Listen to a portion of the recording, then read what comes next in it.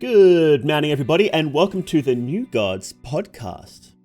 Before we start, I just have an announcement. So, you may have realized that Fropolo hasn't been showing up very much lately, and unfortunately, because of real life commitments, he won't have time to be a regular cast member on the New Gods podcast anymore going forward. So, that's not to say he won't ever never come back, but he won't be a regular member, unfortunately, anymore. And also, Raccoon is really sick today, so we are two people down, and we had another guest lined up that couldn't make it in either, unfortunately. So it's just Bones and Salva and I today. And I missed the normal starting time by an hour because I was too busy Life It in Pal World. We had to delay recording by an hour because Bones didn't show up. Oh my God. I was like, oh, Bones is playing Pal World. Oh, he must have just left it on while he was sleeping or something. No. No. He's just enjoying Pal World to his fullest. I learned a valuable lesson about using a rocket launcher for base defense against people that are pressed up directly against your entrance, and that it's don't do that unless you don't mind losing a quarter of your base. Bones also warned us that if we're not careful, he will just spend the entire time talking about Pal World. So we're gonna nip this conversation in the bud right now. Oh, poor John. So instead we're going to be talking about Elden Ring. Let's go! Because the trailer for the DLC just came out and it looks sick. Looks so good. Oh man. It's got kicking weapons or kicking ashes of war or something like that. I'm hyped for everything about it. I do have a confession to make. Yeah? I haven't actually played Elden Ring. Oh, how come? Stuff happened and I mostly hate video games now. That's... But also when I was gonna stream it, I couldn't get the audio to work for some reason. It just would not output any audio. Huh. That's weird. So basically, all I really know about Elden Ring is that it has this giant tree in it, like in Pal World. Yeah, actually, they actually, I was looking up an interview, and the creator Miyazaki said that when he saw Pal World, he's like, I need to do a game with a giant tree in it. I just need to. Oh my fucking God. So yeah, it was a direct inspiration. So we really have Pal World to thank for Elden Ring, guys. Yeah. Mm-hmm. Everything in Elden Ring is just a Pal World reference. Yeah, it is. All the summons. You know how you can summon people, and that you can almost every single enemy has a summon, right? And you can basically summon them to help you. That's exactly the same thing. He got that from Pal World. He was like, I need to do a creature collector Souls game. People think that it's a Berserk reference, but actually no, it's a exactly Pal World reference. In fact, Miyazaki doesn't even know what Berserk is. He was very confused when people keep asking him about it. So. Yeah, it is really confusing how the fandom mix up stuff. yeah. People should really cool it with all the different theories and stuff like that when they talk about their favorite games. We should only look at exactly what the directors and stuff have said. I think you guys need to calm down a little bit with your crazy theories, okay? Yeah, it's just whenever a popular series or something, the fandom has a fanon fanon characters. Well, it's the same, but people think that the From Software games are just Berserk reference. Yeah, it's kind of not silly. like that, people. Yeah.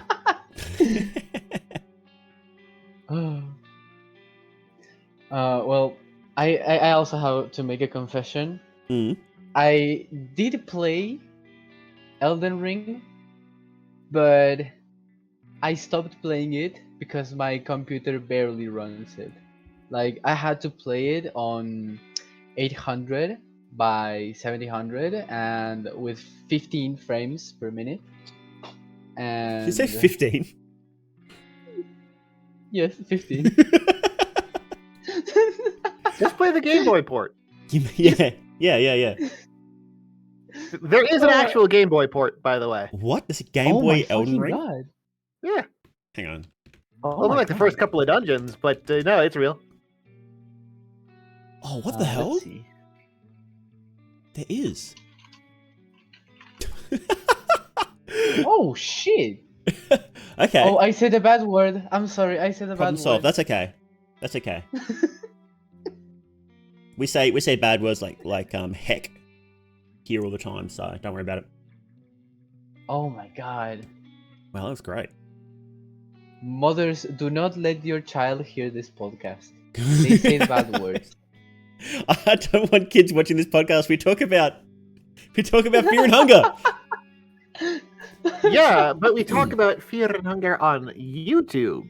And the audience of YouTube is like 99% 12-year-olds with unsupervised phone access. Yeah. Oh my god. Yeah. Like, I've been thinking about how at the start of my videos, I think I may have talked about this last week, I don't remember. Where I usually have like a warning of the content that's going to be in the video and from the games. And it's like, I'm just thinking, like, what's the point of doing that? If people are coming to watch a fear and hunger video, then they know what they're in for.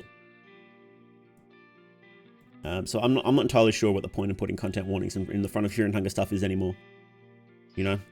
I don't know. Maybe depending on the context of what is going to be spoken of. But like, even so, like, I think if you are like going to talk about certain themes, you're gonna say it, right? So so people can already read it and say, oh my god, they're going to talk about I don't know, Kahara scenes. I'm not gonna watch this video. Like, you already can realize what they're going to talk about. But I don't know, just like, yeah, I mean, you're right. Yeah, and I don't think anything in my videos, my lore videos, is worse than what's in the games anyway. So if people are playing the games, then they can handle my videos, I think. And and like I was saying, you do have to tone it down for YouTube anyway when you say stuff.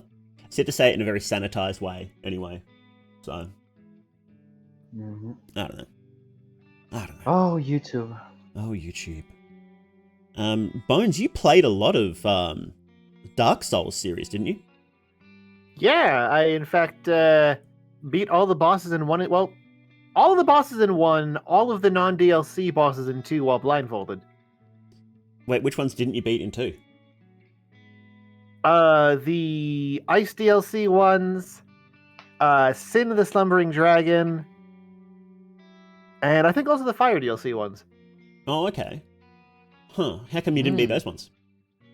Well, the original intent behind even trying to beat the bosses blindfolded was to suss out if I could in fact work out a blindfolded speedrun route for the games, and you can in one, not so much in two, since almost all of the tactics I found that were viable required grinding for random drops, and you can't check what drops you actually got if you're blindfolded, and that also means that you can't, like, reliably rely on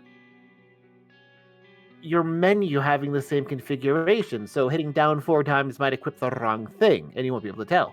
Oh, yeah, true. Yeah, how come you couldn't beat those specific bosses? Did you just lose interest, or? Well, partially because any sort of serious blindfolded speedrun, or really any sort of all bosses speedrun for 2, would have involved fighting Ava while Ava is invisible. And I hate fighting invisible Ava so much that I stopped speedrunning like normal Dark Souls 2 all bosses as soon as the Ice DLC dropped. Oh, yeah, Dark Souls 2. That's right. That's the king's pet, that giant tiger-looking thing on the ice bridge, right? The one that's invisible and you can't lock onto. And not being able to lock onto is, like, absolutely killer if you're playing blindfolded. Oh, you wouldn't be able to... you basically wouldn't be able to hit it at all, would you? Yep. So that's why I figured there was no real point in doing the DLC for 2, because there was no real way to make a meaningful route for a blindfolded speed run of Dark Souls 2. Yeah. And what was your favorite boss to fight blind? Out of both of them? I mean, out of the games that you tried to do that. That is a good question. I think it's kind of a toss-up between Gwyn and Bed of Chaos. Well, okay. I can actually understand Bed of Chaos because I can't. Explain Bed of Chaos right now. Oh my god. Because I developed a bunch of really interesting strategies based around sound cues and spacing out movement that meant I could later develop an actual full game blindfolded route. Huh. What do you mean? The stuff I learned during Bed of Chaos actually made a full game route possible. And also, Bed of Chaos' third phase is easier blindfolded once you know the setup. That's the third phase is jumping across the gap and then running under the tree, right? Yeah. Okay. Yeah, it turns out there's a setup you can do based entirely off audio cues that just works, and you never have to worry about anything again. You can just do it for free. Oh, okay. I remember that being really complicated and just randomly getting splattered when under there and just not knowing exactly what happened. Yeah, there's a way to not have to deal with any of that. Oh, really?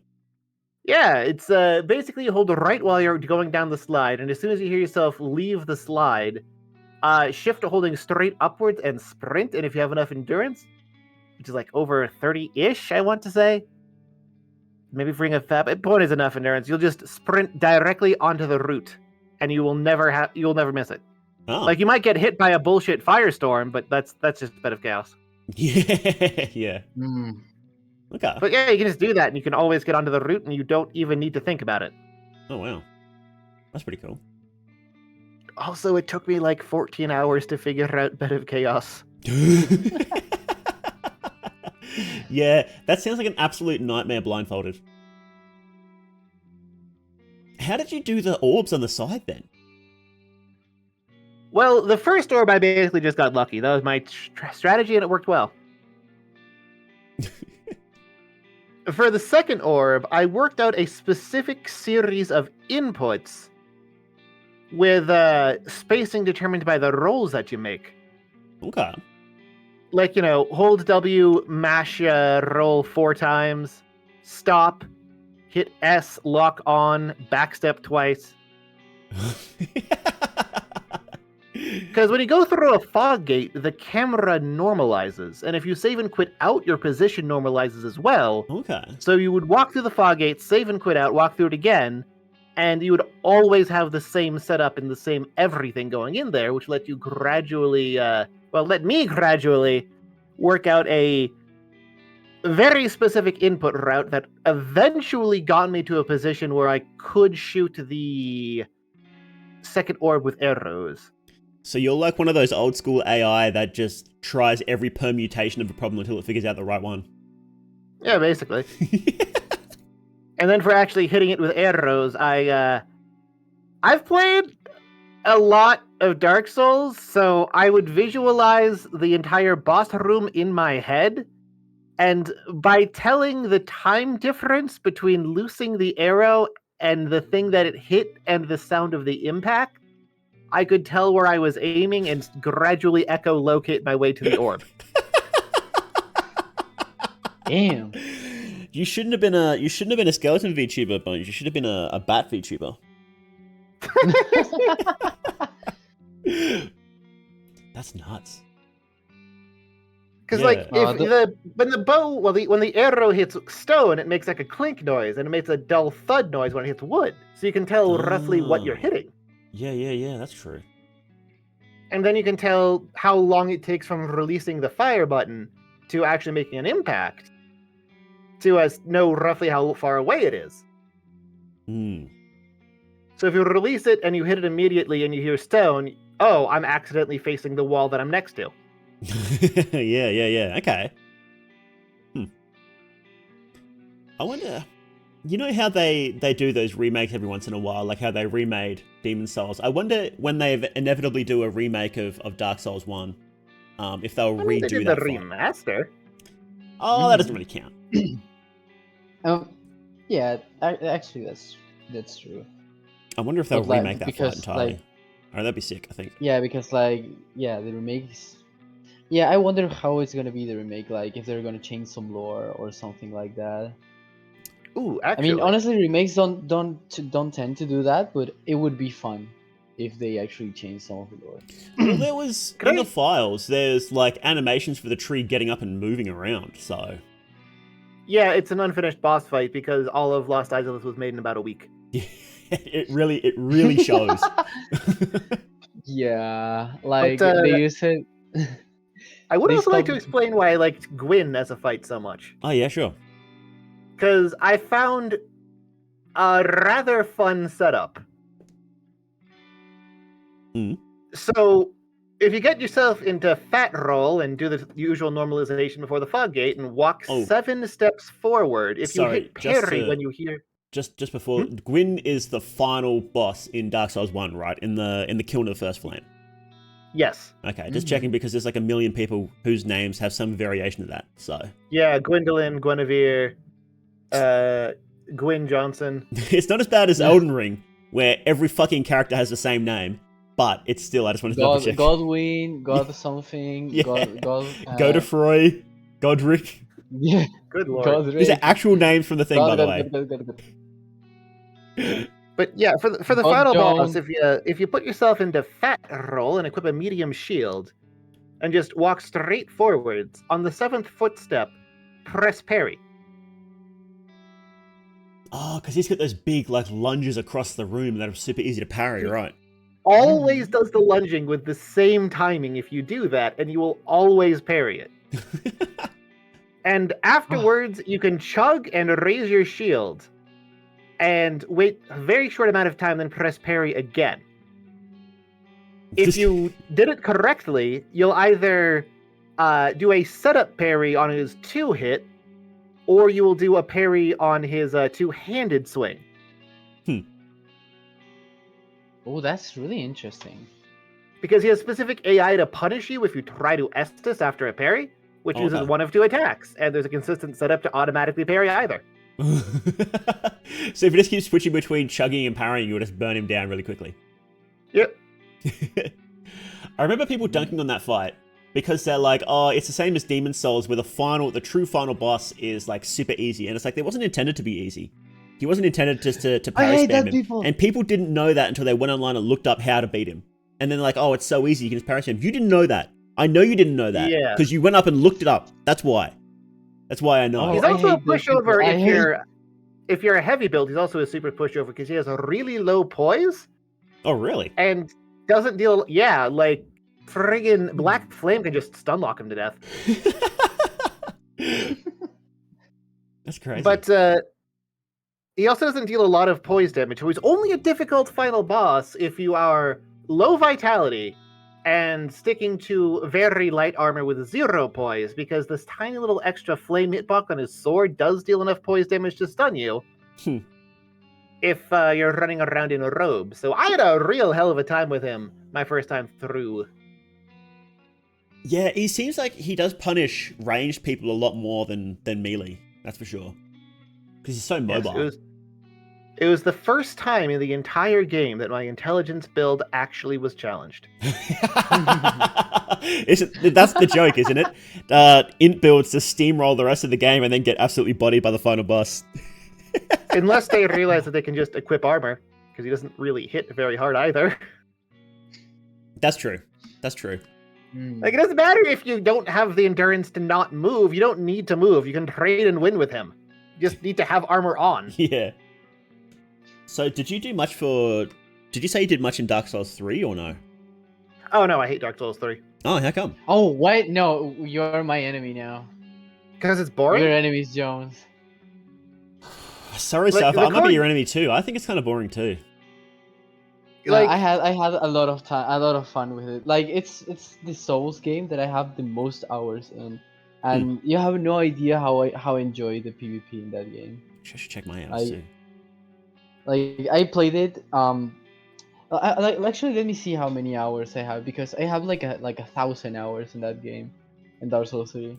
I think it's a very polished game, but I think that I think they were very burnt out on the series by the time they made it, and it felt like they were just going through the motions, is what it felt like to me. Which is ironic considering the theme of the game. I don't even know if you can call it polished with how many systems just don't work. Like the refined upgrade path, if you're at 99 strength and 99 dexterity, which the refined being the one that scales both strength and dexterity, at 99 strength and 99 dexterity, it's worth than 40 strength or 40 dexterity on the strength or dexterity path. So there's literally no situation where it's appropriate to use it. Literally none. Huh. Mm-hmm. And there's a lot of stuff like that, which I just absolutely despise about the game, because Dark Souls 2 got all of those correct. Every single possible infusion has a role at some point or another. Yes, even bleed. Yeah, the thing is that Dark Souls 3, at some point, it doesn't let you like max out completely. Like there is a point where you reach a cap where it's not that good, you know? Which I don't know, as some like I am a player that doesn't care about those kind of things. Like what I care more about is not min-maxing, mostly because I hate min-maxers. I'm sorry. Someone here is a min-maxer. You are Bones' enemy then. I'm sorry. I mean, it's not even min-maxing. It's just, I want an upgrade path to be useful. It doesn't need to be the best thing ever. If I want to play a character who has both strength and dexterity, I don't want to get punished for it. Yeah, I mean, that's mostly why the meta levels in Dark Souls 3 are like are around 120, because it's the most that you can exploit your character without like getting limited by the caps. Which, and I don't mind that. I've made a bunch of limited soul level builds that sacrifice actually useful stats like hit points to have strength and dexterity, because I think it's a fun option. I think it's a fun build idea, having a wide variety of weapons available to you. But you can't really do that in 3. You can't really do any sort of mixed like weapon and spellcaster build. Hell, you can barely do spellcaster build. Well, I did try some of them, and I did have a lot of fun. Actually, one thing though is that I really like playing dexterity. And my favorite weapon out of all the games is the aquamarine dagger. Like I could be spending hours and hours talking about how enjoy the aquamarine dagger, and it's simply because of the moveset. Well, right now you guys can see that I'm not really someone who really tries to understand the game. Like I do, but I don't really care about it. Like unless it's fun, I won't really care if it's meta or not. And the aquamarine dagger is one of the most fun weapons that I ever tried. It has a dagger moveset, and the weapon art, it's a lightsaber. It's a lightsaber. It's so fucking fun. And somehow, since people don't actually use that weapon or see that weapon being used because it's not really meta, you can see that most people struggle to deal with the aquamarine dagger moveset. Like, I had a lot of fun spamming or doing cool tricks with the aquamarine dagger, and oh my fucking god, it's so fun. And most of my hours in Dark Souls 3 were either modding it and playing PvP or playing with mods. Oh, by the way, I for a long time I was also a Dark Souls 3 modder. Oh yeah. Oh yeah. That's right. You were working on one of those big mods, weren't you? Yeah. What was that one called again? Arch Thrones. I did icon work in there in that mod, and it's still in process. Oh, those big mods take about 20 years to make anyway, so. Yeah, absolutely. Like, have you actually tried Nightfall, the demo of Nightfall? Have any of you tried it? No, I haven't tried any. I've seen people play. I have some friends who have played those mods on stream, but I haven't actually played any of them myself. I've played a couple of Dark Souls 1 mods. Yeah, like the most like played mod is the one, I don't remember how it's called, but like it has like missions where like you can travel to the past and kill certain bosses again. I think it's something sisters or something like that. I don't remember. I'm sorry, but like the most anticipated and kind of forgotten mods that they are on the working is Nightfall for Dark Souls 1, which is like a sequel for Dark Souls 1, a complete sequel, by the way. And did they solve the pathing problem with the AI? I don't know. I don't know. But one of the issues with Dark Souls 1 modding is that the thing that enemies use to explore the stages is proprietary, and there was no open source alternative for mods. So there's no way to actually update the AI to work, last I was aware, but I haven't checked in years. Yeah, same too. As far as I know, the team are like all professionals who like are autistic. So like they are very into modding. By the way, I say the autistic part jokingly. Please do not cancel me. Sorry, you're on the list now. You're in the blacklist. You're done. Oh no. And we can't have you on the podcast anymore. So thank you very much for coming in, Salva. But you said a bad word, so. I said a bad word. I actually one of the like most professional modders for Dark Souls 1, it is autistic. It's called Mio Maritus. Amazing dude. Like I wish I was him. And like he actually works on doing software for modding for modders. Cool. And probably he did something for the pathfinding. And I forgot what I was saying. It was about Nightfall, but it was something specifically about that. Just a brief aside, what you reminded me with that that comment about the pathfinding. Do you guys remember when Fallout 4 came out and people were trying, before the modding tools came out, they couldn't work out, or even after the modding tools came out, they couldn't work out how to add animations to the game. They couldn't work out how to change them. And Bethesda did something similar where they used proprietary animation stuff specifically to stop adult mods from proliferating. Because adult mods, people would type in, Skyrim mods, and the first thing come up would be like adult mods, and they really didn't want that because that's when they were trying to sell paid mods as well.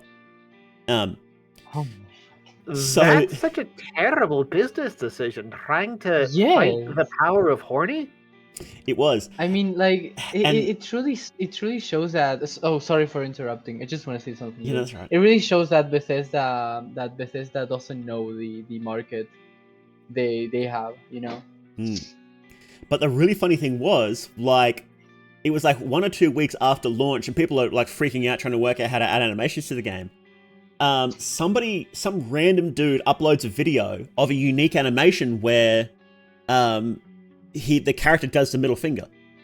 And everyone's like, how the fuck did this guy do this? Like, nobody knew how he did it. And they reckon it was probably one of the actual devs on the team that uploaded the video just to troll people. But I don't think they ever figured out who actually did it. Right now. Middle finger mod. Yeah. What? Yeah, of course. Now it didn't take them that long to figure out how to add new animations, of course. So, I'm sure there's a gorillion sex mods already, and the same thing will happen with with Skyrim 2 whenever that comes out and Starfield if people are going to bother modding Starfield, which they may not. Sorry, did you just call it Skyrim 2? It wasn't me. It wasn't me. It was Mao. Not Elder Scrolls 6, Skyrim 2. It's going to be Skyrim 2. At best, it's going to be Skyrim 2. And there's a good chance it's actually going to be worse than that. Looking at Starfield. Actually, you're right. Why? Do you think it's going to be better? Do you think it's going to be better than Skyrim? Banned! Do you actually think it's going to... And I'm not saying that because I think Skyrim's good. I think Skyrim is a very bland game. But I went back and played it recently, and it's better than their games after that. So I think they're on a downward slide. How could it be better than their games after that? They only have one game after that and 6 re-releases of Skyrim.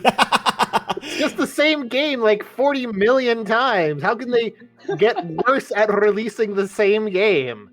Well, after that they had Fallout 4, which was pretty bad.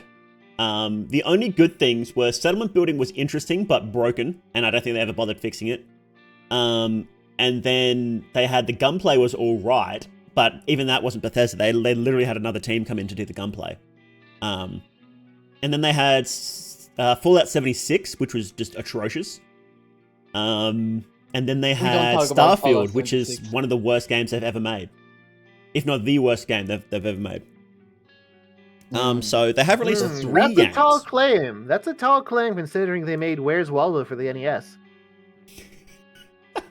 Okay, they're not their shovelware slop. We're not counting the shovelware slop. Okay, not their early days of shovelware. Yeah. Most companies have shovelware slop phase, you know.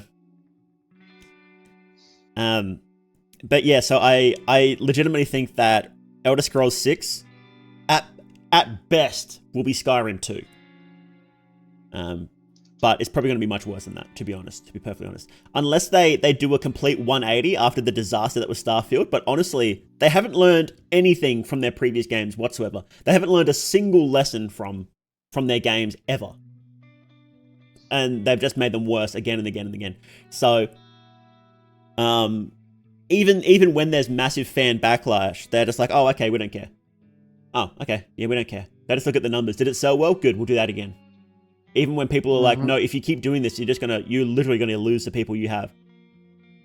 Didn't that actually happen with Starfield? Like, it sold poorly enough that it didn't break even? I don't know. They think that's gonna be good because that's gonna give like Bethesda the good note to know that they're doing this stuff wrong, which is something that most people don't realize, but boycotting works.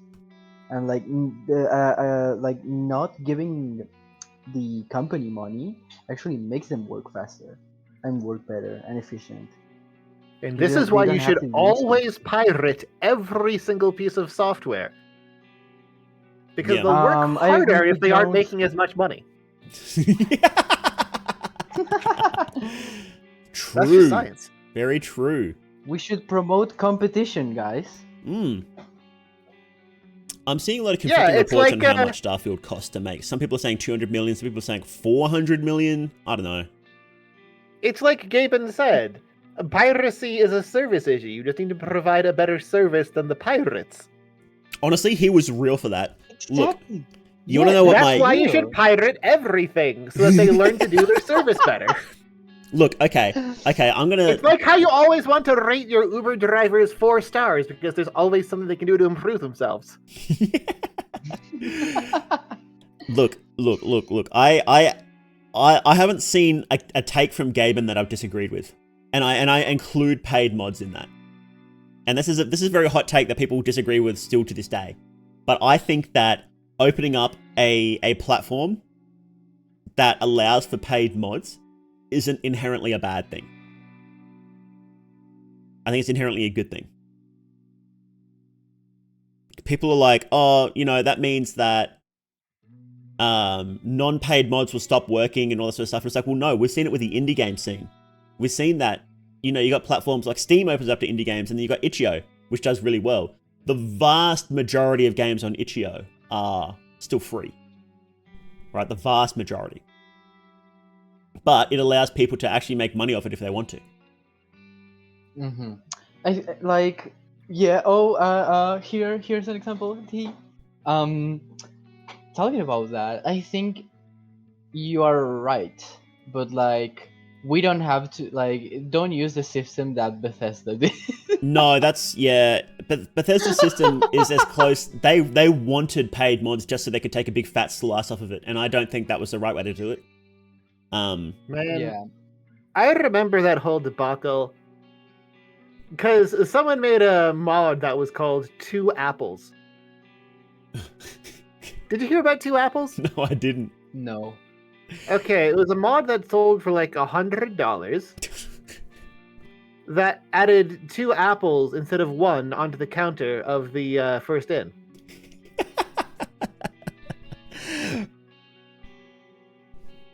Yeah. He promised that if it sold well enough, he'd make a sequel called 3 Apples. Yeah, it's...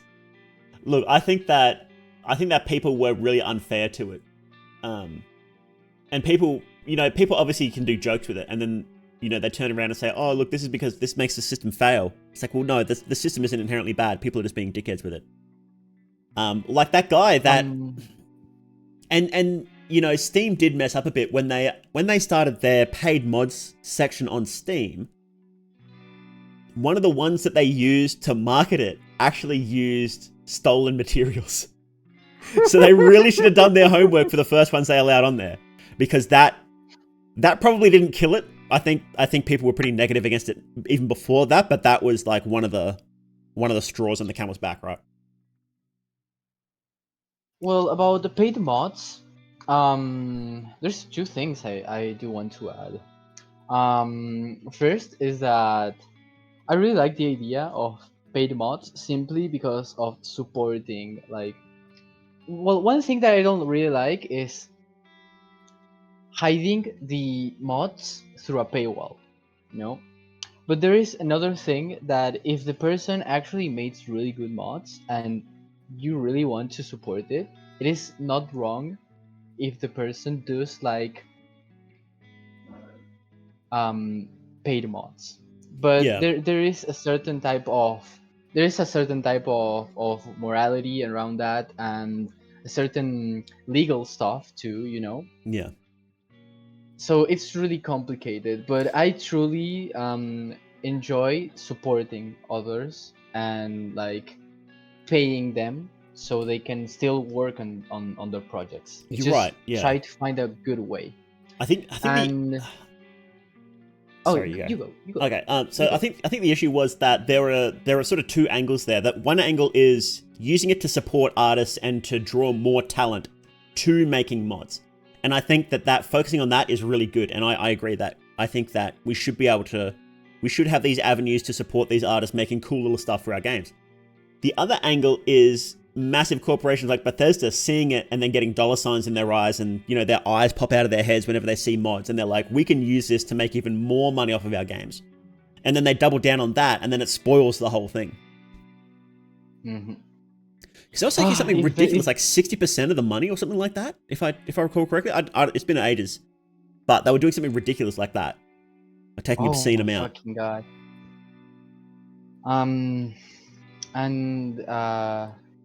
If Bethesda only went for the not safe for work mods, they would have made even more money. Could you imagine? Man. Oh yeah. Skyrim Adult Edition would sell so well. Yeah, it would sell so fucking well. Bethesda are just a bunch of idiots, to be honest. With a bunch of all the adult mods become pre-packaged. And you release of Skyrim. Skyrim After Dark. Oh my God. Oh man, that'd be great. Todd, give us a call. Yeah. We'll get it all organized. We're on it, right? We're on it. Oh my fucking God. You need good reputation right now because of Starfield, okay? So. Yeah, they have to do something quick or they're going to bankruptcy. Absolutely. Absolutely. The other thing was there is another type of, not sure if there is another type of way of marketing mods, but what do you think about Minecraft Marketplace? I haven't looked into that at all, actually. Is that something similar where you can sell mods? Something like that. I don't really know. Like from what I've seen, like from the outside, as from someone who will never give their money to Mojang, it is like you can buy content made by the developers that are not from Mojang, and like I'm not sure if they are like maps or something like that, but they are like fan-made expansions of the game. Oh, okay. And Oh, I is that there's similar to one Bethesda's from the Creation Simpsons. Club? I think so. It is something like that, but it is really complex because I don't know if there are like unique maps or something like that, or something you can add to your survival worlds. It is really complicated for me to fathom because of the way Minecraft works. But I don't know. From your perspective, from what I've been saying, what are your thoughts about it? I think that those curated storefronts like that, like Creation Club, or even Roblox is a really big example of like a big curated storefront like that. I think that's as good as we're going to get in the current age until somebody does another big push for paid mods.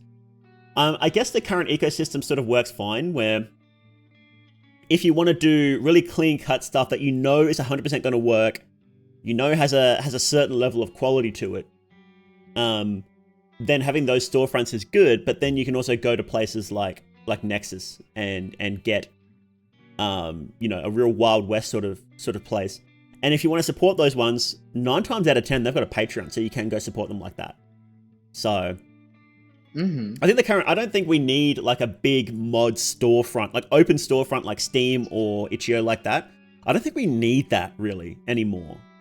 It would probably be nice, but I think people have sort of really settled in the current ecosystem, and you can still make money and develop it. And honestly, it's probably better for developers to have people on a Patreon rather than they just buy the mod outright.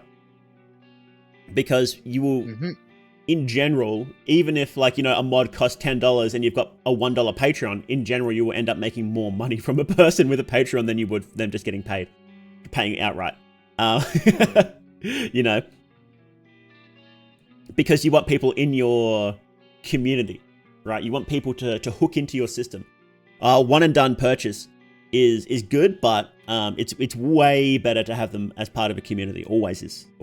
That's why everybody is always like, oh yeah, sign up and make an account and all this other stuff. It's like they want you there. They want you hooked in. So I don't think we will get the open mod storefronts, and because I don't think it's that important. I don't think there's a big need for it anymore. There was a need for some way to monetize mods. How long ago was it now? Like 5 years ago? Maybe a little longer? That the whole paid mods thing came out? Maybe like 6 or 7. There was a need for some way for money to flow into the realm of mods, and we have that now. So the system can be optimized, but I don't think we'll have big overhauls for a while. Who knows?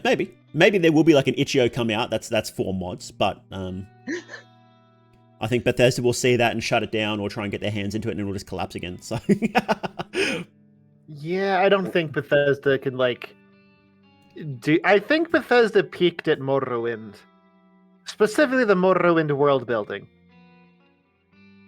Yeah, people keep saying that's excellent. Do you know the origin of how they wrote the story for that? I do, but tell the story anyway, because it's excellent. I don't know about it. Tell me. So the head writer got about 10 kilos of mushrooms and LSD. No fucking way. Locked himself in his apartment and just spent a week high out of his mind.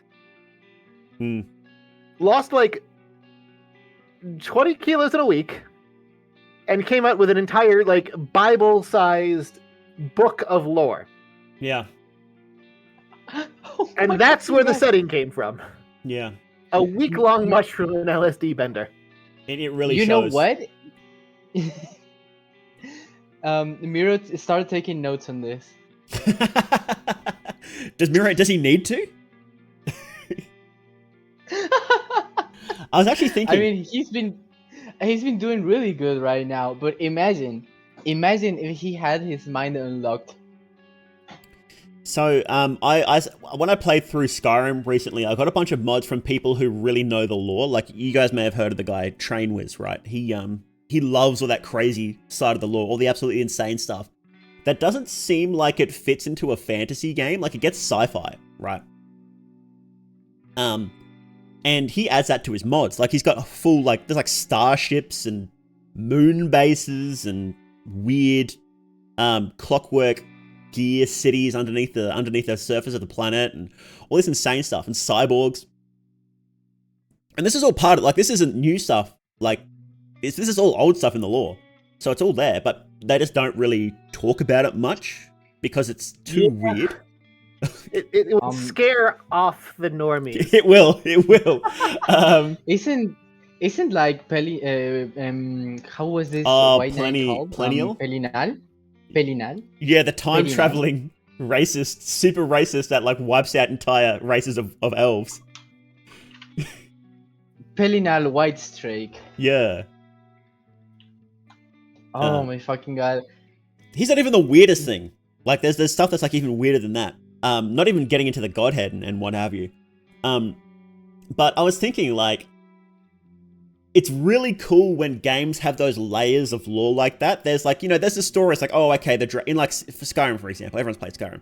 So you got the dragons, you got the shouts. The dragons used to rule the world, and then men overthrew them, and then here's the king of the dragons, and he got sent forward in time. Oh, time travel, that's a bit weird. And then you go, no. There's like people mantling the godhead, rewriting reality. Reality resets every once in a while. The Argonians are actually time-traveling aliens from a different reality. What? They also don't have souls and technically are a form of animal. Yeah. Like the only lore video that I saw about Argonians are the speculations of why Argonian females have tits.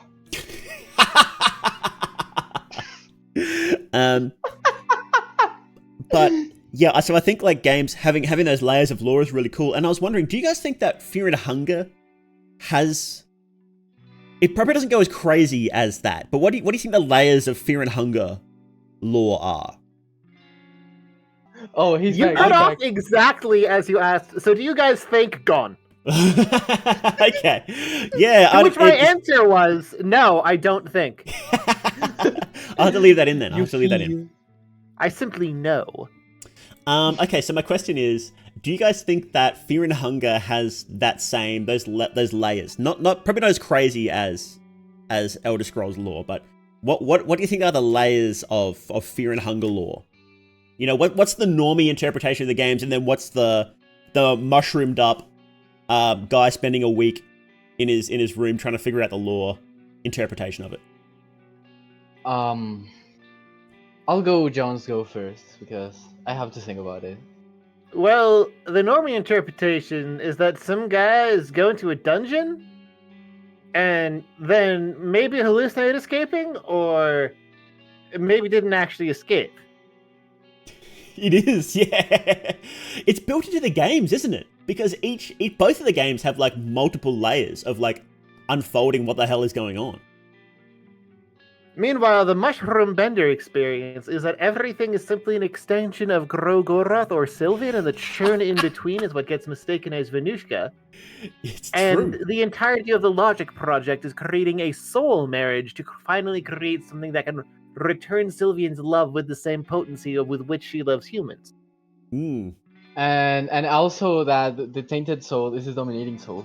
Yeah, that's the deepest lore. But yeah, I like it how that's actually built into the main story of the games. Like in Elder Scrolls, you can go the entire game without realizing that there's anything deeper than it. Like it's in Skyrim in particular. But in Fear and Hunger, like in Termina, like, oh, the normal ending, you go to the tower, you beat Percolate, and then it's like it's over, and it's like, okay, what actually happened? You don't get any answers, right? You have no idea. And it's canon. Like the fact is, you don't get answers for it. You don't get answers to these mysteries. It's like, oh, okay. Yeah. Oh, what if I don't want to do that? Okay, you go do ending A. What the fuck happens in ending A? You don't get answers there either. If you do if you manage to kill everybody quickly and then you get ending C, it's like, oh, okay. Now you start getting some clues as to what's going on. You don't get answers, but you get some clues. Yeah, and like I think the normiest thing to do is like just play the game and don't read any dialogue. Like I truly like, believe me that I have a friend that does that. And the worst thing is that the Hey. I think calling me your friend is going a bit far. No, I'm not talking about you. Don't worry, Joe. I'm not talking about you. If I had to say anything, I would say enemy.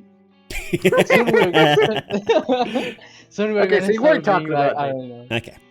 It applies to me, but you weren't talking about me. So I have a fucking friend that he just plays a game. He doesn't read any fucking he doesn't read anything.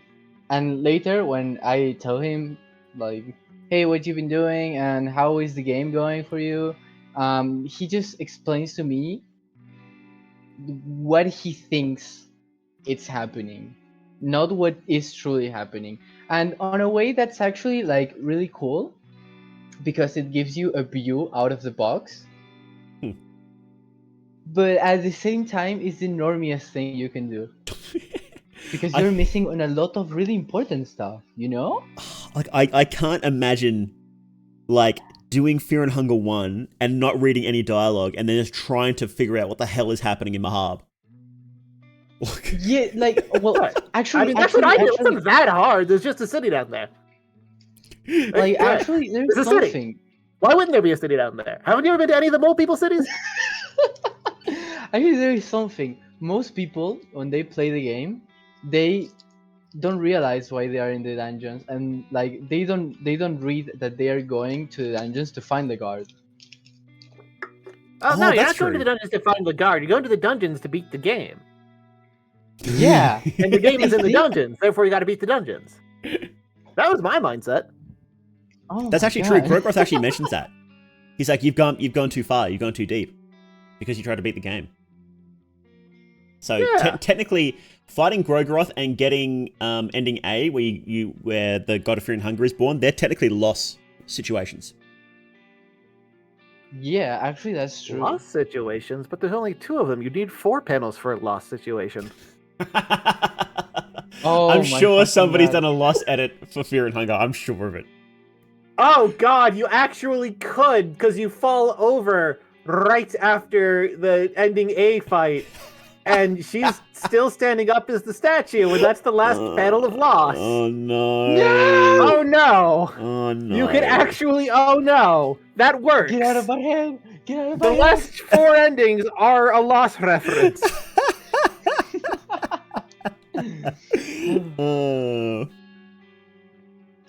I hate this. Oh, you could even almost do that with the S ending artwork too. Could you? Oh, Kahara and Celeste. Yeah, Kahara's laying down, isn't he? Yeah. Oh no. It's all a lost reference. We have to ask Miro about this. Yeah, make a Lost into Miro. Is this canon? Yeah, like Lost is the berserk of Fear and Hunger. Wouldn't it be the first time there's an explicit Lost reference in a game? They added that in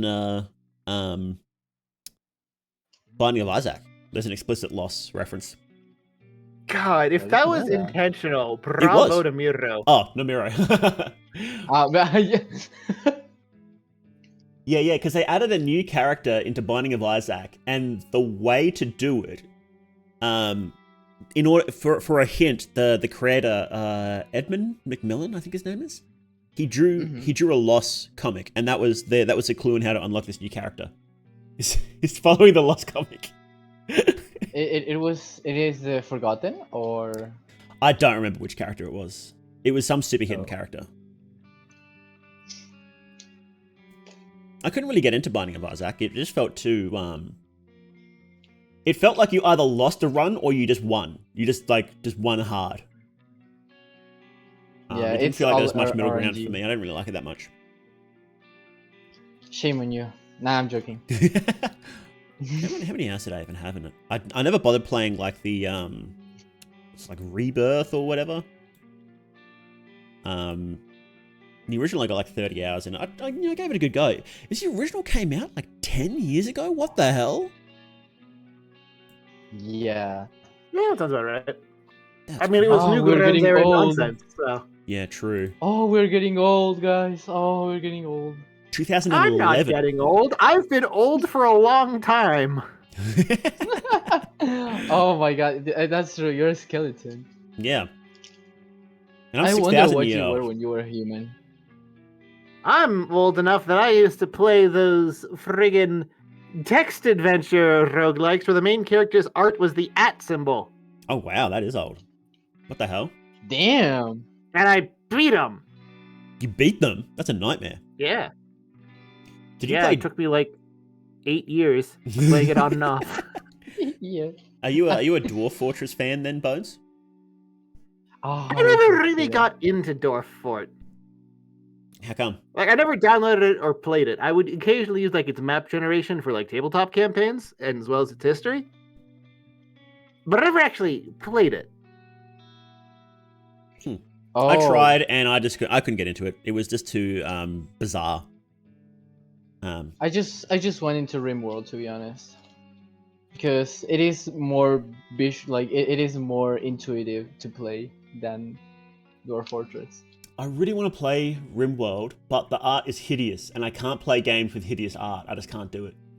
It's not that hideous. It's hideous. Grow up. No, it's not. I don't care. It's ugly. It's an ugly game, and I'm not gonna play it. Wait, you don't play ugly games, Yeah. but you play Fear and Hunger? Fear and Hunger is a beautiful game. What the hell are you talking about?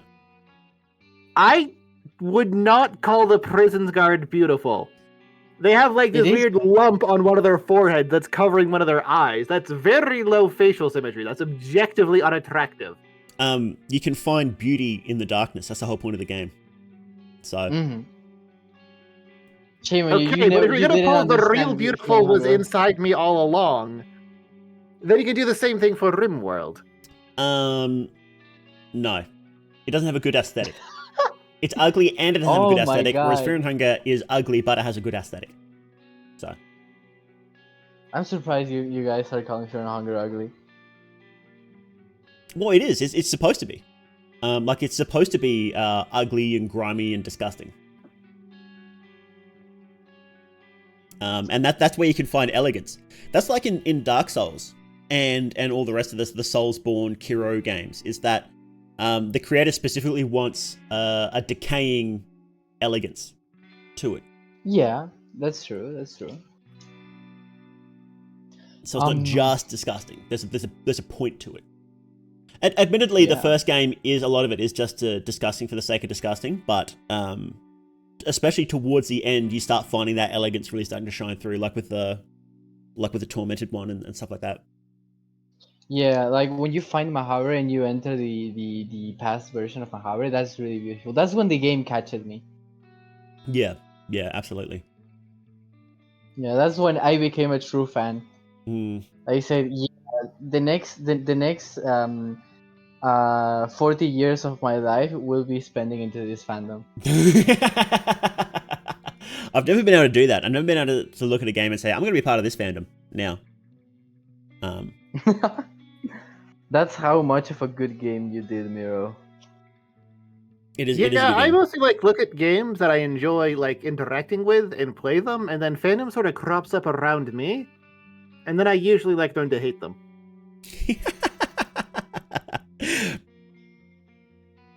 Yeah, I don't feel like I'm part of the Fear and Hunger fandom, in quotation marks. I don't really know what that means, to be honest, because I've never really been part of one before. Well, that's something you have to discover for yourself. Figure it out when you're older. Yeah. Okay. Okay, maybe another 6,000 years then, huh? We'll figure it out. Well, Oh, to be honest, I think the first fandom that I've been in my life was the Dark Souls fandom, and it got me really far. To be honest, I feel like I'm really lucky with fandoms. So it was really nostalgic when I entered the Fear and Hunger fandom, because there's like obviously there's traces of Dark Souls inside this fandom. Well, Yeah. inside Fear and Hunger. Um, so like I don't know, I just felt like I fitted in right in, you know. Mm. Hmm. But that was after Termina came out. There aren't that many OG fans around, to be honest. Yeah, actually, I am a very OG fan because I found out about the game on Steam. Like, no one had to get me into the game.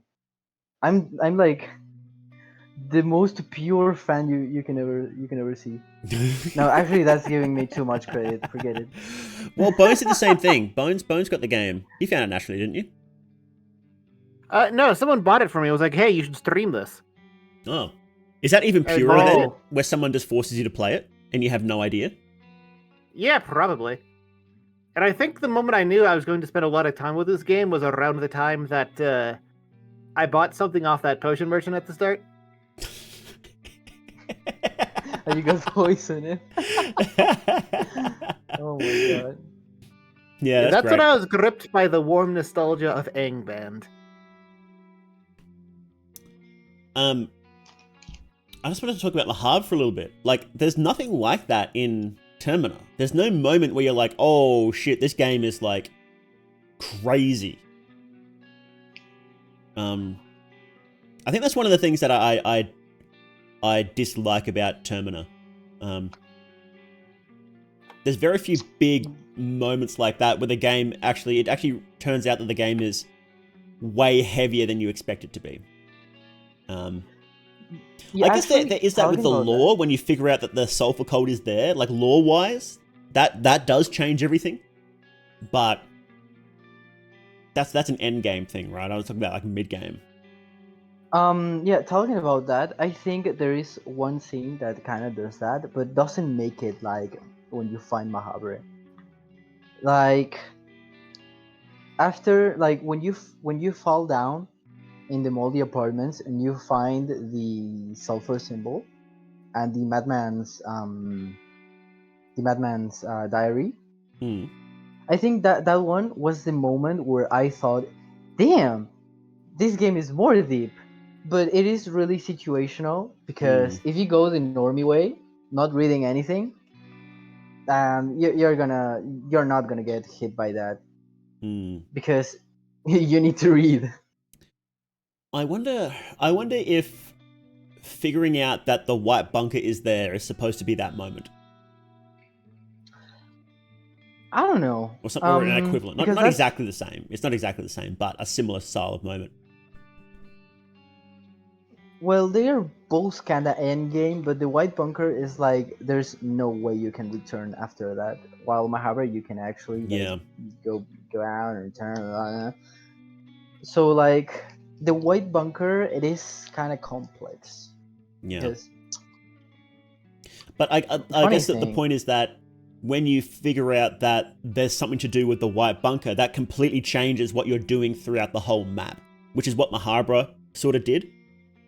You know, it's like, it's not just the dungeon, you've got to do all this completely different stuff now. Like your whole purpose has changed.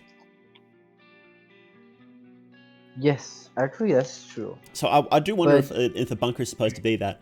But it loses a lot of oomph when you don't go into that new area. And frankly, you couldn't just do the same thing. You couldn't just put Mahad there again, right? It just wouldn't work. You would lose the same oomph. But actually there is like Miro can do something like that with the Golden Gates. There's a lot of potential for the Golden Gates. Have a something really insane behind the Golden Gates. Maybe, yeah, but like the Golden Gates, as how Osa describes it, being the inner workings of Rare, I think it gives for a lot of potential for doing you can exploit the Golden Gates as much abstractism you can get inside your mind, or that's how I feel. um I'm not sure what your thoughts on what are your thoughts on Golden Gates. Like, do you think it's like inside Rare's mind, like, or something like that? I think it's a representation of Rare understanding the world, how Rare understands everything because he sees the truth behind it. So I think that the Golden Gates are sort of a physical representation of that. So he cuts between different ideas. We share the same idea. Oh my god. But that just sort of gave me an idea. What could be cool instead of doing Mahab, right, is if after a certain point in the game, like say you reach the tower, what if then you get put into the Rare's Realm version of the whole city? So instead of just like small sections, it's like the whole city is now Rare's Realm. Oh, that would be sick. Mm-hmm. But then we won't be getting the update. No. Yeah, like adding it now would be, I don't know if you could like crowbar that back into the game, but add it now, make Perkele the midpoint. Oh, that would be cool. Yeah, you beat him and then Rare comes down and he stays there. You don't fight him yet. So you gotta go do a whole bunch of other stuff first. Yeah, you have to do a lot of more You have to go find the 4 giants and get them to push the moon back. That's what the Icky Turso are going to be. You find 4 Icky Turso. Oh my god, that actually sounds kind of awesome. Yeah. But now that I think about it, I think it's better if Miro doesn't do another Mahabharata. Yeah, like, I definitely wouldn't put Mahar back in there. Not in like the full city sense. No, I definitely wouldn't do that. No, like the same thing, like the same experience with another city or something like that. I think it's better if we leave Mahabharata as it is and we don't add another type of Mahabharata. Yeah. Like I'm not going to fault Miro for trying different things, that's for sure, because you don't want the same game just over again, right? With a new coat of paint. Like there's no point in making Fear and Hunger 2 that is literally just Fear and Hunger in a different setting. So I do really appreciate him trying different things, even if some of those things didn't quite work out, right? I still think it's a really good game. I still really like Termina. I think it's better than the vast majority of other games out there, to be perfectly honest. Even if it does have some big flaws that we constantly point at, we do it because we love the game. So. I mean, speak for yourself. I hate both of them. I just hate the first one in a very different way. Bones doesn't have any emotion but hate, but there's like different like gradients of hate. Yeah. Jones just wait. You wait. Are you talking about Jones or? Yeah, Jones. Oh yeah. Hate is I don't want to make a broad spectrum. It is. It's why my hate towards specific parts of Palworld are why I've been working on one particular video for it. Oh, you're working on a video for it? Yeah. Can you say what it is? Or... Yeah, beating the final boss using only a lamb ball. Wait. The little sheep fella from like the very first power you can catch. Yeah. How do you? We're talking about Palworld again. Wait, do you want to spoil the video here or not? But like, how do you beat it with just a lamb ball? I mean, the short version is excessive breeding autism. So a whole breeding factory just to breed the perfect lamb ball. Yeah, traits can get passed down from parent to child, and Palladius, the legendary, has Celestial Emperor, which boosts normal type moves. Oh, okay. So I set up this 8-creature-long breeding chain, each of which had to inherit both the Legend trait and the Celestial Emperor trait to eventually get both of those onto a lamb ball. Then I added a little bit of incest with some other stuff to get the lucky trait on it, and then waited for a mutation like aggressive, burly body, muscle head. The really good ones. And I made the chosen lamb ball. It's the best possible lamb ball, and I'm going to beat the final boss using just one. Just it, by itself. What the hell? So perfect set of traits, and then I guess you like, what do they call it when you combine them down? When you combine like 100 into one? Incest? No. When condense it. Can you condense it? Condense it down like that, and then that's nuts. Yes, and the fun thing about legendaries and the luckies I was using that they naturally have higher IVs. So the thing is close to perfect, but not quite perfect for IVs as well. Wait, there's IVs in Power World? Yeah. So that just naturally makes them stronger. Yes. Huh. This is close to the strongest a lamb ball could ever be. Can you actually? Is it possible to get an actual perfect lamb ball? Yes. It would require 3 times the work for about 4% more power. So when are you going to do that then? If this doesn't work, then I'll do that. So okay, everybody listening, pray that Bones has 4% and not enough power to beat the final boss with a lamb ball.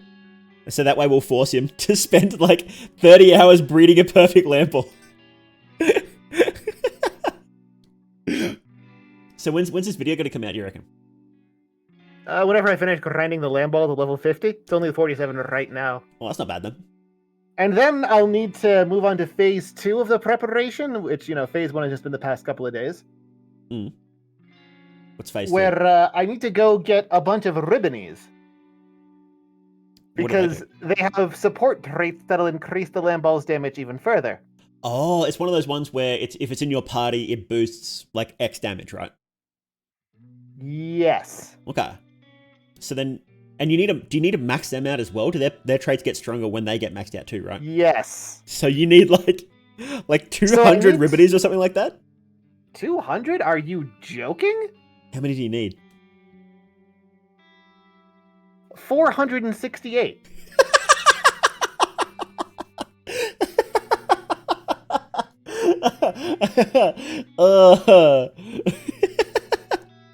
Oh man, that's gonna be fun. Yeah. Have you been streaming this whole process, or because you've been streaming a little bit, right? No, this has all been this has all been offline. I'm just gonna show off the end product in a hopefully 3-minute video where my lamb ball just dunks on Victor. Oh wow, you should do a 8-minute video so you get ad revenue, and then show it doing the different bosses, getting stronger and stronger.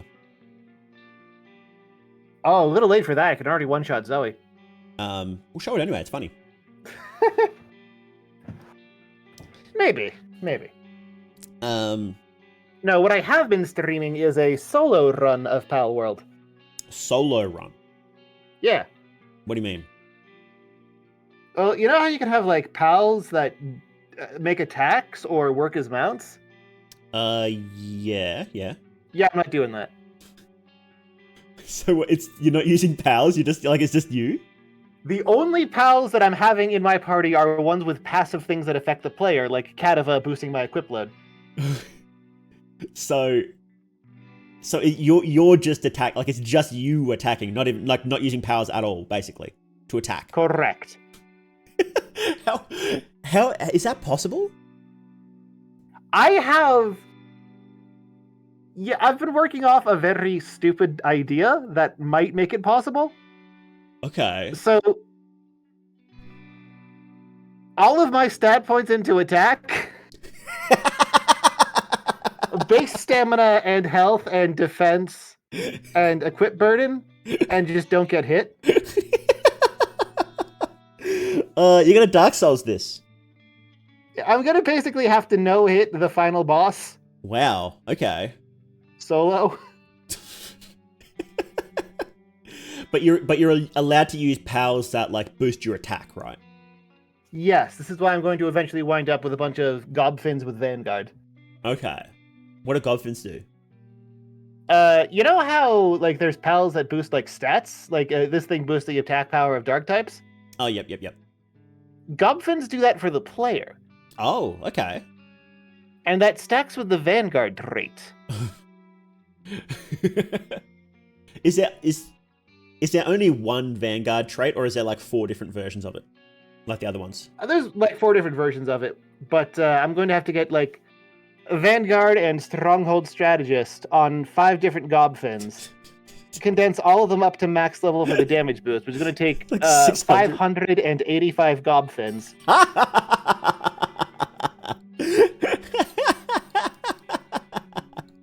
Put all 49 stat points into attack. Amazing. I love it. And farm Blizomit for the legendary assault rifle and just go nuts. What's the chances of it dropping the recipe for the assault rifle? Oh, like under 3%. So you might have to kill that, what, like 33 times? Probably closer to 40 or 50. Solo, you can't use powers. You have to do it solo. Yes. I'll have to solo a pseudo legendary 40 or 50 times that can kill me in one hit. You really like punishing yourself, don't you, Bones? Kinda. It's not thrilling if it's not a struggle, you know? It's true. That's true. That explains this is a mindset that birthed the Dark Souls blindfolded runs too, isn't it? Oh yeah, it was the only thing I could think of to make the game hard for me.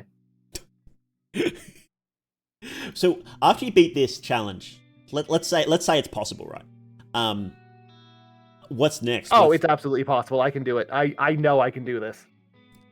Okay, so what's next after that? A blindfolded Powell solo?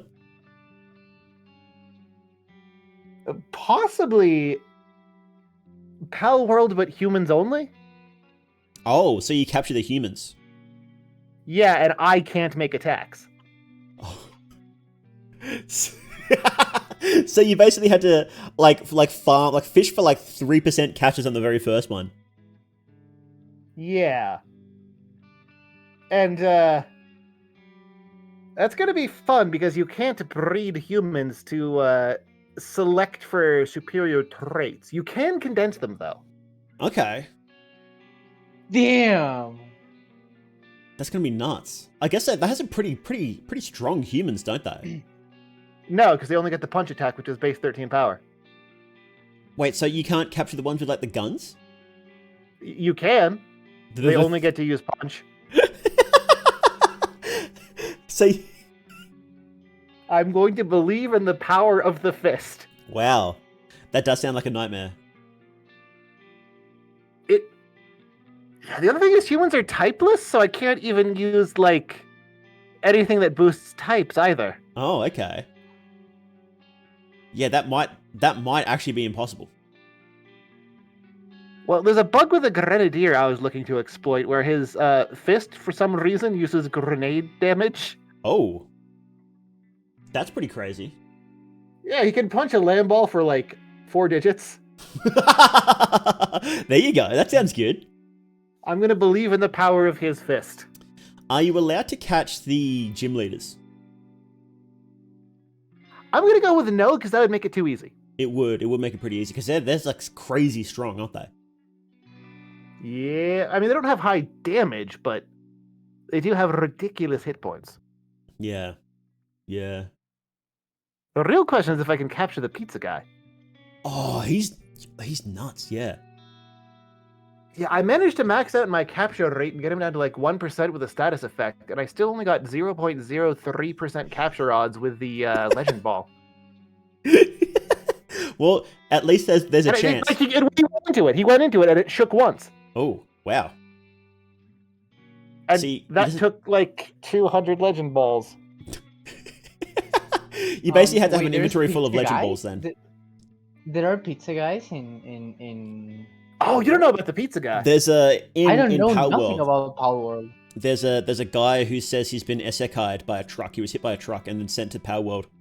And the power that he wished for when he went there, because whenever you get isekai'd, you get to wish for a power, right? That's just how it works. He wished for pizza. And so he can just make pizza appear when you talk to him. He'll just give you a slice of pizza.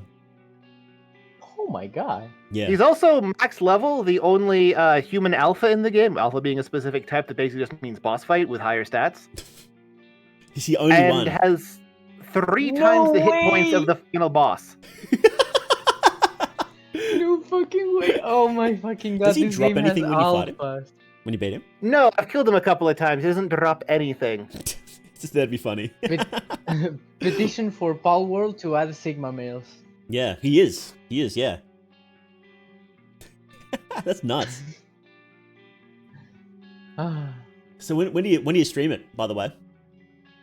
Whenever I feel like it. Make sure to go subscribe to Bones so it'll pop up whenever Bones feels like it. Yeah, you'll usually have about an hour's warning tops. It'll be at any time from midnight to midnight the next day. So really, it'll just be at any time. Yeah, okay. It won't be on Friday night. No, it can be on Friday nights, but it won't be on Thursday or Saturday nights, probably. Okay. Keep that in mind, guys. How about you, Salvatore? What have you been up to? Oh, well, I was spacing out, sorry. What I've been up to? Well, I've been working on the tabletop RPG like for 3 days without stopping to play and nothing. Oh wow, not even sleeping. I barely sleep. I want to be over with this because I really want to start working on the expansions. I want to do a vampire expansion so bad. Like on the server, every time that I can, I talk about this vampire expansion. And I think everyone is already tired of me talking about it. So is the base of it like? Is the base of it for the core? I guess they call it core, right? I don't know the terminology. Is it finished? The TTRPG? Yeah. As of now, I didn't release the update yet. Oh, okay. It is on the makings. But the main PDF and the trades PDF, as of now, they are finished in terms of content. Like probably I could add drawings to the trades PDF, and like maybe each trade has like a drawing of the trade itself. I don't know, like maybe Slaughterhouse has a drawing of guts, you know, or something like that. But it's not important. What is important is the content, that it's done, it's fully done. Nice. After that, I still have to finish the monster manual, which it's gonna take a while because I have to do art for it and all of that stuff. But after that, the system will be officially done. Oh wow. Mm-hmm. Okay. Outside from working on the DDRPG, I've been trying it out with the people on my server. There's one campaign that I've been playing. The sponsor time. There's one campaign that I've been playing which has been really fucking good, which is Catholic Phoenix. Shout out to Catholic Phoenix, by the way. Yeah, shout out. You're an amazing game master. Like seriously, if you need to start playing or something, just come to my server and try out Veil of Vinland, which is Catholic Phoenix campaign. What's it about? Is it set in Vinland? Oh yeah, it is set in Vinland. It is a campaign about the colonization of Finland. Okay. Funny enough, it is set on Argentinian territory. Is it? There you go. And it's really good. It's a sandbox campaign, and it is a campaign where you are not forced to play every session. You can join whenever you want. Okay. And whenever you feel like, whenever it is a session going on, you know. And honestly, if I say anything, it's not gonna be like making it justice. So like, if anything, guys, come to my server and like join and see what Phoenix is doing. And like, if anything, I think Phoenix would make for a really good person here in the podcast. Like, seriously, I suggest him. Yeah, we should do a an episode just about the TTRPG when you've got the beast, when it's like ready to go, like 100%. You can just sit there, download it, and you've got everything. Yeah, absolutely, absolutely. Yeah, that sounds fun. Yeah, so the link to the Discord and Cybertron's Twitter and where's the actual PDF hosted? We'll have a link to that. We'll have a link to that in the description. So make sure you go check that out if you are interested in a Fear and Hunger TTRPG, which sounds pretty sick, actually. Mm-hmm. And I've been updating it. It has a lot of stuff. The last update added marriage rules, and it also added new god summoning rules. Oh, cool. A generator for making new gods. A new god generator? Yeah, you basically roll some dices and you get a random new god. And basically, it's up to the game master to figure out what the new god does. That sounds tricky. Yeah, I mean, it leaves up. It leaves a lot of freedom to the game master to do whatever he wants with the new god. Mm. But at the same time, there are enough imposed rules to know, for like the game master to know what to do with the new god summoning. Yeah. That's cool. What have I been up to? So I've been working on a big video about the law of logic for a while, and I've taken a short break from that because it's taking so long, and I want to actually get a video out sometime this month. So I'm working on another smaller one, which is a secret, but there's a preview up on my Patreon, by the way, so you can go check that out on the Patreon. That'll be out pretty soon. It's almost finished, and again, patrons get to see it a week early, so make sure to go check that out. So support Mao. It'll definitely be out this month. Do we have a 29 day February this year? Yep. There you go.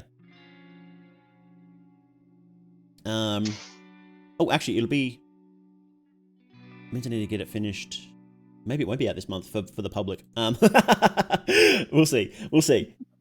Don't worry, he'll have it out before February 31st. You can guarantee that. Exactly. So keep an eye out. February 31st, it'll be there. That's about it, really. I've been streaming. I'm streaming twice this week. I'm starting to stream twice again. Play a whole bunch of itch.io games. Yeah, that's about it, really. Yeah, so I think we might wrap up here. Any last words for the fans before we finish up, guys?